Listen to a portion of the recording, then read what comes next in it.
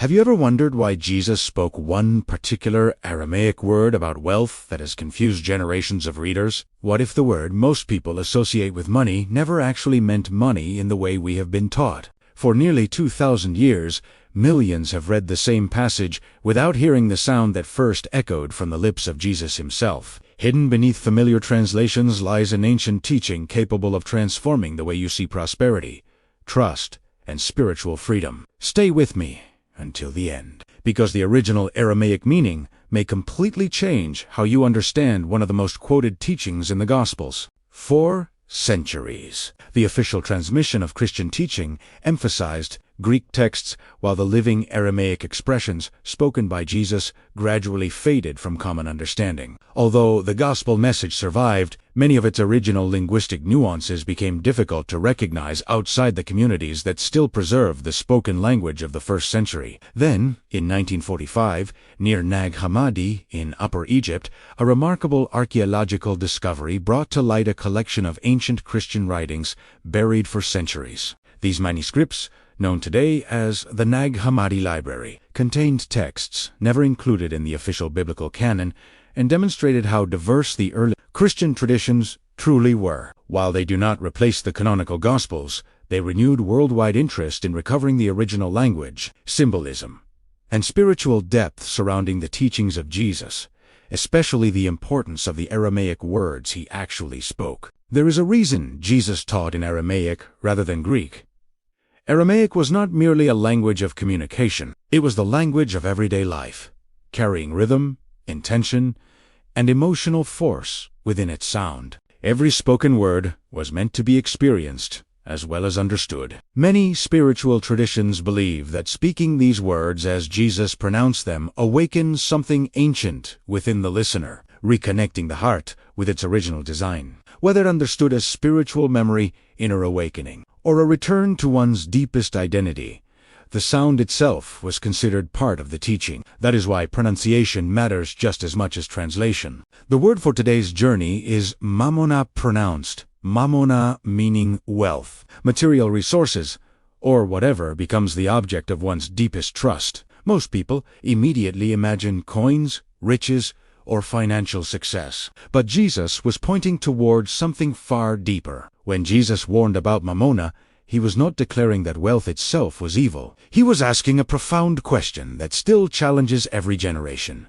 What rules your heart?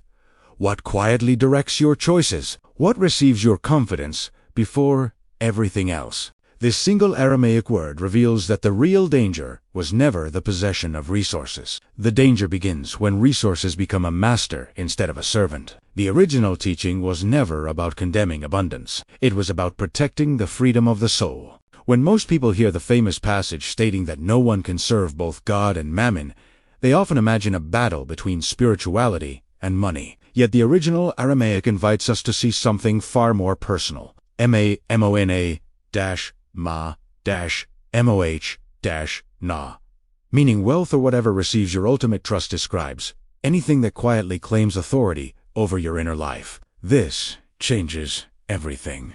Two individuals may possess exactly the same amount of wealth. One uses it generously, remaining peaceful whether it increases or decreases. The other lives in constant fear, measuring personal worth by possessions alone. Externally, they appear identical. Spiritually, they are living in completely different realities. That is why Jesus consistently spoke about the condition of the heart before speaking about outward behavior. He understood that external actions always grow from internal allegiance. The question was never, how much do you own? The real question was, what owns you? This explains why some people remain anxious, despite great success, while others experience remarkable peace with very little. The difference is not found in the amount they possess, but in the place those possessions occupy within their identity. The brilliance of the Aramaic expression is that Mamona does not accuse wealth.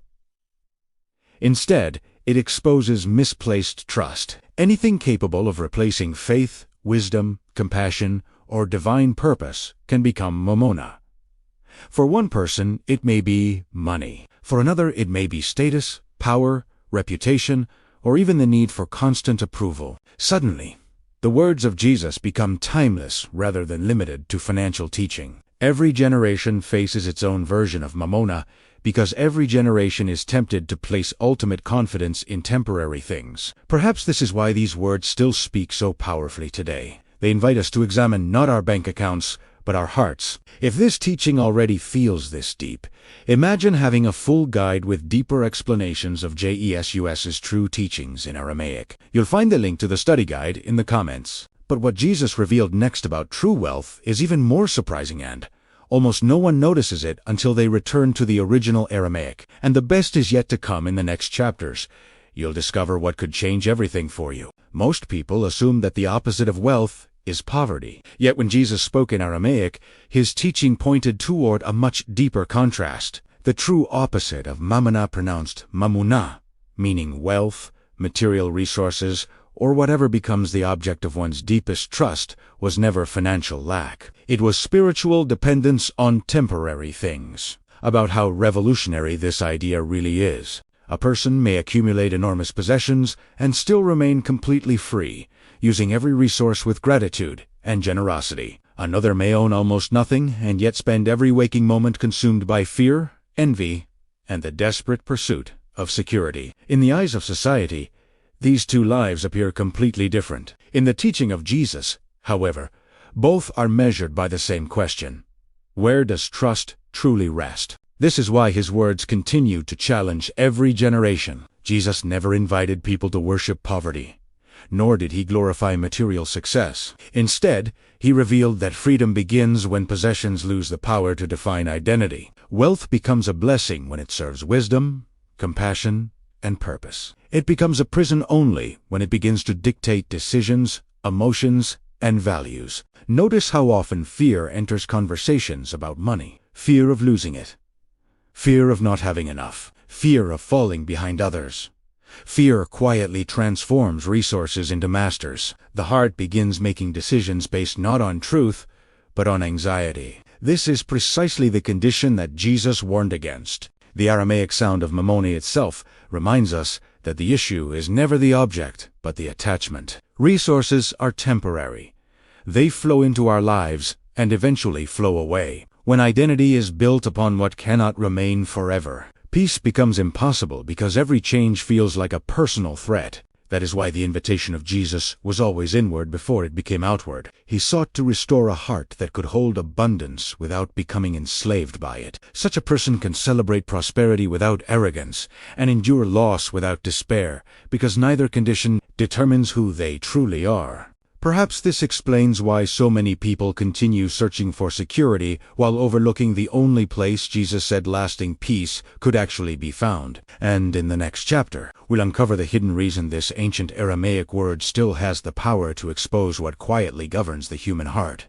If there is one lesson that echoes throughout the teachings of Jesus, it is that whatever captures the heart will eventually shape the entire life. This is why understanding Mamona, pronounced Madash, M-O-H-N-A, meaning wealth, material resources, or whatever becomes the object of one's deepest trustees, far more than a linguistic discovery. It becomes a mirror that reveals where our deepest confidence truly resides. Imagine waking each morning already anxious about what you might lose. Every decision becomes controlled by uncertainty.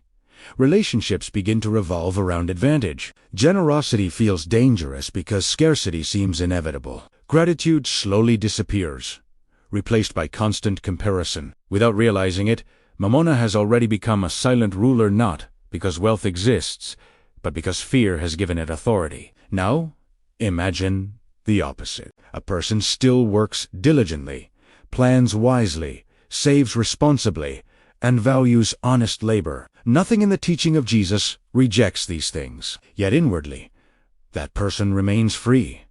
Success brings gratitude rather than pride. Difficulty brings perseverance rather than panic. Possessions become tools instead of chains. Money serves life instead of defining it. This balance is exactly what made the original Aramaic teaching so extraordinary. Jesus was not separating the spiritual from daily life. He was restoring their proper relationship. Material resources have their place, but they were never intended to occupy the throne of the human heart. Many people spend years asking God to bless their finances, while never asking whether their hearts are prepared to remain free if those blessings arrive. Yet according to the wisdom behind Mamona, freedom always comes before abundance. A free heart can manage resources wisely, because it already knows where its true security comes from. That perspective transforms every part of life. Work gains new meaning.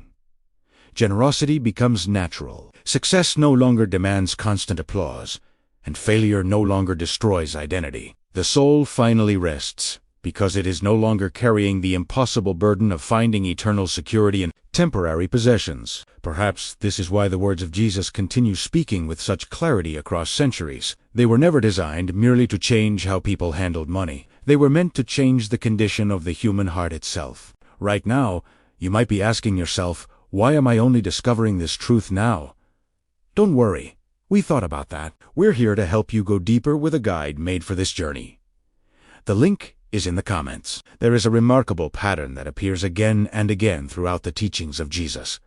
Whenever he addressed the deepest struggles of humanity, he rarely focused on changing external circumstances first. Instead, he began by transforming perception. Once the heart could see clearly, every outward decision naturally followed. This is exactly why the Aramaic understanding of Mamona pronounced ma-moh-na,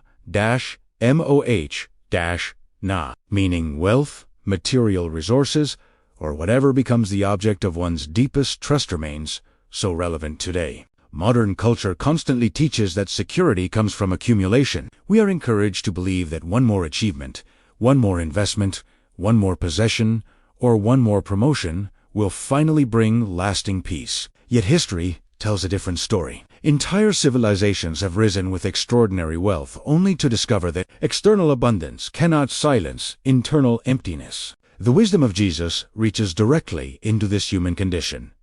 He never instructed his followers to fear prosperity. Rather, he taught them to examine the invisible relationship they had with it. Prosperity becomes dangerous only when it quietly replaces trust, gratitude, compassion, and dependence upon God. At that moment, wealth no longer serves. The person begins serving wealth. This is why the teaching of Mamona is ultimately a teaching about freedom. A free heart can receive abundance without becoming proud. A free heart can endure seasons of scarcity without surrendering to despair. A free heart remains generous because generosity no longer feels like loss. It becomes an expression of confidence that life is sustained by something greater than possessions alone. Perhaps this explains why the words of Jesus have continued to resonate across centuries and cultures. Every generation faces different economic systems, different technologies, and different social pressures. But the human heart wrestles with the same ancient question: where will I place my deepest trust? The answer to that question quietly shapes every relationship, every decision, every ambition, and every fear. When trust is rooted in what cannot last forever, anxiety eventually follows. But when trust is anchored in eternal truth, even changing circumstances lose the power to dominate the soul. We are just scratching the surface of this ancient power. Get ready, because in our next video, I will reveal even deeper Aramaic codes that unlock spiritual authority you've never imagined. Make sure you are subscribed and have notifications turned on so you don't miss this unfolding revelation. Transformation does not happen by hearing an ancient word only once. It grows through daily practice, intentional reflection, and the quiet reshaping of the heart. That is why I invite you to make this teaching part of your everyday life. Each morning, before beginning your daily responsibilities, pause for a single minute of silence. Take a slow, steady breath and gently speak the word Mamona, pronounced ma-moh-na, meaning wealth, material resources, or whatever becomes the object of one's deepest trust. Repeat it 3 times, not as a magical formula, but as a reminder to examine where your confidence truly rests before the demands of the day begin. After speaking the word, ask yourself one simple question: will I use today's resources wisely, or will I allow them to control my thoughts and decisions? Do not answer too quickly. Allow the question to settle within you. Over time, this simple practice develops an awareness that reaches far beyond finances. It begins transforming how you approach success, failure, generosity, relationships, and even your sense of identity. Then, before going to sleep each evening, reflect on your day. Were there moments when fear tried to become your master? Were there opportunities to choose trust instead of anxiety? Did your possessions serve your purpose, or did they quietly shape your emotions? This daily reflection is how ancient wisdom becomes a living practice rather than a forgotten idea. The purpose of Jesus' teaching was never to create guilt around wealth. It was to restore inner freedom so completely that nothing temporary could ever rule the human heart again. That freedom remains available today to anyone willing to return to the original depth of his words and live them with sincerity. Just a quick reminder, the transformation guides for a fuller life are waiting for you, right there in the comments. Before you leave, if this message touched your heart or brought new understanding into your life, WRITE the word restoration in the comments below. Your testimony may encourage someone else who is seeking healing and renewal. Thank you for sharing this moment of ancient wisdom with us. Until the next revelation, walk in peace, walk in freedom, and walk in the power of Mamona, rightly understood, a life where your resources remain faithful servants, never your master.